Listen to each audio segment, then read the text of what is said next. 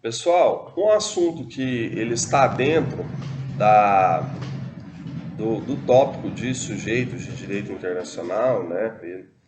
Mas que eu acredito que ele deve ser abordado, né, assim, de uma forma particular, dada a sua importância, é a questão da personalidade jurídica do sujeito de direito internacional, né?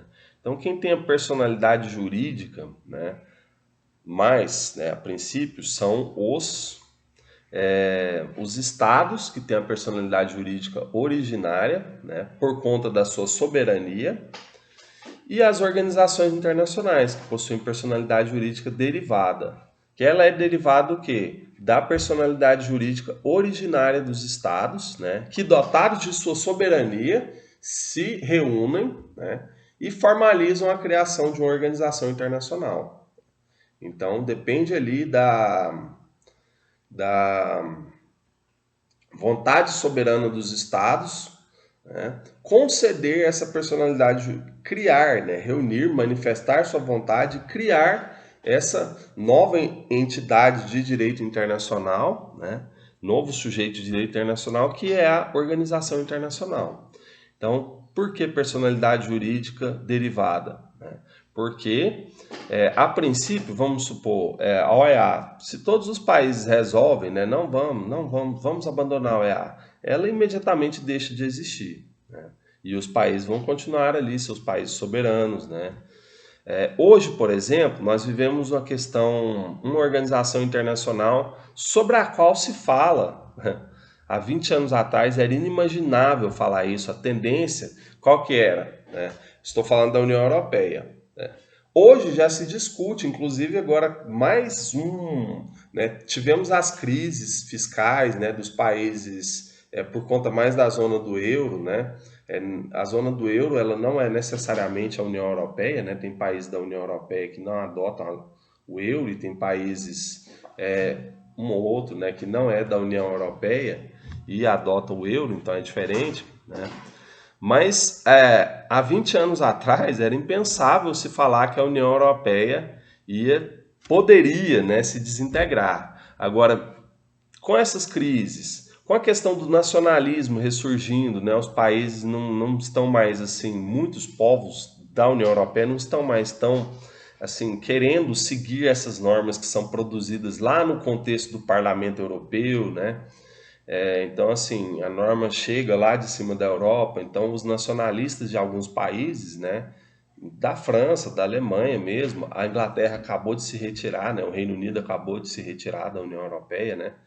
Então, tudo isso, somado agora à dificuldade da circulação e as várias restrições que vão ser impostas por conta da pandemia do coronavírus, né, tudo isso aí está, como é que a gente pode dizer, o processo de integração europeu dentro da União Europeia, que era tão avançado, né, começou a esfacelar né, então, assim, ele está num processo mais de afastamento e separação. Isso era impensável, porque eu lembro, inclusive, quando em 2002 o euro começou a circular, né, e assim, ainda depois, né, muito se falou que, daqui a uns dias os países vão ser como se fossem os estados, unidades da federação aqui no Brasil, né? Eles vão ter sua constituição, vão ter seus governos, mas o que vai contar mesmo é o supranacional ali da União Europeia, né? E a tendência de fato era essa, né? Com o Tratado de Lisboa, por exemplo, em 2009, se eu não me engano, 2009,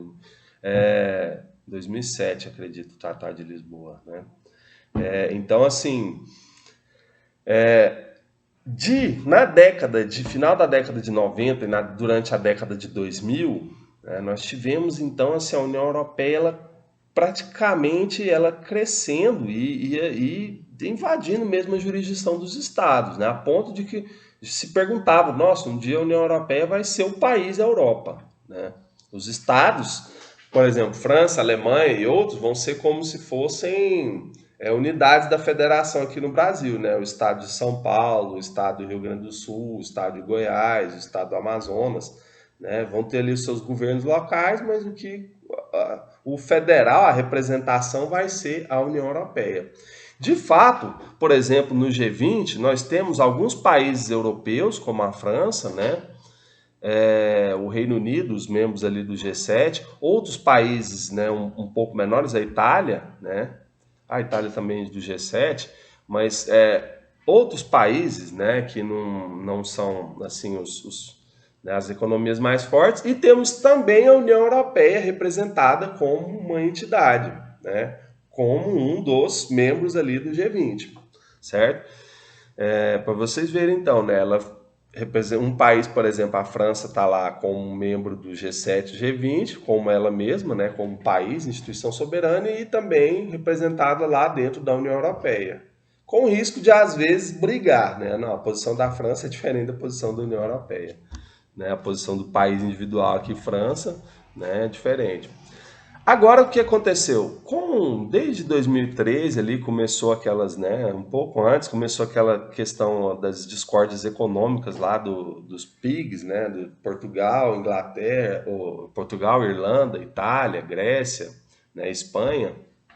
Esses países mais pobres começaram a ter dificuldades, né, de manter os padrões europeus ali, né, na economia. Começou a ter essa crise, e aí logo depois vieram os movimentos mais nacionalistas, né, querendo diminuir a interferência, né, da União Europeia dentro dos seus países, né, tudo isso começou a diminuir esse processo de integração que muitos achavam que ia levar a Europa a ser um país, né. E agora nós temos aí a crise do coronavírus e vários outros problemas, né, que estão colocando em risco é, a União Europeia como a gente conhece. Né? Cada vez, né? Então, se ela estava numa tendência ali, né, reforçada ali pelo Tratado de Lisboa 2007, se ela estava numa tendência ali de integração, de cada vez mais a jurisdição da organização prevalecer sobre a dos países que a compõem, né? Isso aí já, né, já não está tão assim, não parece tão realista hoje na análise, né? Uma análise atualizada de 2020, então é bem diferente de uma análise ali de 2009, 2010, certo? Então, a personalidade jurídica das organizações, ela, né, é por isso classificada como, mesmo a da União Europeia, é classificada como derivada. Por quê? Porque ela depende, em primeira instância, dos estados soberanos, né, que têm a personalidade jurídica originária. Justamente por serem eles, né, as instituições reconhecidas como soberanas. As coletividades não estatais, pois elas não são, elas só falta isso, né? A soberania é reconhecida e legitimada, né? Legitimada ali digamos assim, pelos seus pares de direito internacional. Vamos supor, se a maioria, até a ONU já reconhece que a autoridade palestina, né, que os palestinos eles podem ser um povo soberano. A ONU quer isso, né? E vários países apoiam. Porém, enquanto Estados Unidos, Israel, outros grandes países ali também continuarem não reconhecendo a soberania do povo palestino, eles vão ser considerados coletividades não estatais. Eles podem concluir tratados e acordos com estados e organizações internacionais, né? Mas, digamos assim, entre um tratado, vamos pegar um exemplo hipotético, um tratado, um acordo feito entre duas coletividades não estatais. Aqui tá os palestinos e os curdos, né? Eles fazem um acordo ali. Se chegar para a Corte Internacional de Justiça, né, um conflito entre a norma assinada, um acordo assinado entre essas duas coletividades não estatais, palestinos e curdos, e chegar lá um acordo entre Israel, né, que está lá no território que boa parte dos palestinos estão inseridos, né, e vamos pegar aqui um país, e Turquia, né, que tem uma boa parte de curdos, né, ali no limite ali do seu território, limite leste do seu território. Se tiver um conflito entre esses, vai prevalecer sem sombra de dúvidas o acordo assinado entre os estados de Israel e Turquia, e não o acordo assinado entre as coletividades não estatais dos palestinos e dos curdos, ok? Então, basicamente é isso, né? E, em princípio, é bom também reforçar isso, os estados têm uma coisa chamada igualdade jurídica como estados soberanos, né? Mas é a mesma coisa do direito interno. A princípio, todos os cidadãos são iguais perante a lei, né? Porém, uns são mais iguais ou mais desiguais que os outros. por conta da realidade política, social e econômica. Isso que acontece na realidade interna dos países, em maior ou menor grau, dependendo do país, também acontece nas relações internacionais, né? Por exemplo, nós temos ali a Assembleia Geral da ONU, que todo Estado tem um voto e tudo mais. Mas tudo que sai da Assembleia Geral da ONU vai chegar lá num clubinho chamado Conselho de Segurança, que tem 5 paizinhos, né, que podem vetar, ou seja, podem acabar com todo aquele processo de votação que foi tão demorado, né, toda a dificuldade de chegar em consenso. Morre lá se França, Reino Unido, Rússia, Estados Unidos ou China vetarem, que são 5 membros permanentes do Conselho de Segurança. Então, só para ter uma ideia sobre isso, né? A princípio, no papel, né, existe a igualdade jurídica dos estados soberanos e que não pode, inclusive, um não pode coagir o outro e tudo mais. Porém, na prática, existe uma realidade política, social e econômica, né, que vai, que vai deixar um país mais favorecido, mais influente que o outro, certo?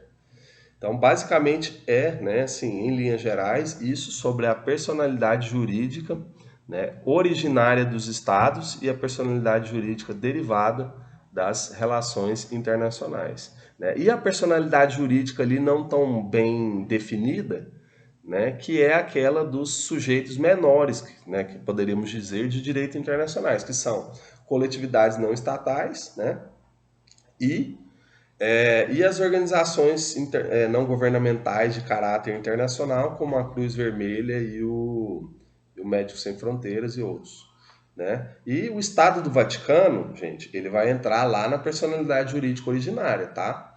Ele é um Estado, ele é reconhecido, então ele tem a personalidade jurídica originária. Então, basicamente é isso, espero ter ficado claro.